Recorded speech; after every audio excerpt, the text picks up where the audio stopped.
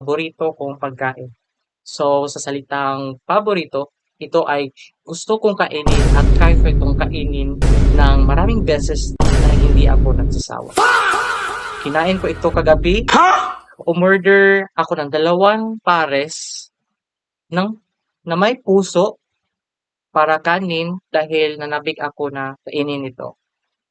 At dahil gutom na gutom at kailangan ng gantimpala sa pagkatapos ng mahirap na trabaho sa pagsusuri ng datos at sa aming pananaliksik ay umorder ako ng ikatlo. Hehe.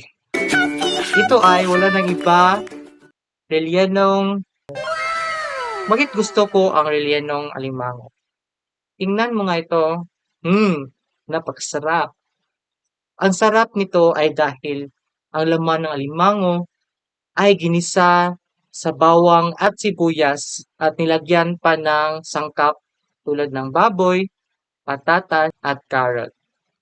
Para mas maging malasa, may itlog din na pinaghalo sa lahat na naging malinamnam at creamy ang palaman. Pagkatapos, pinirito ito hanggang maging ginintuan at malutong ang labas habang nananatiling malambot at masarap ang loob.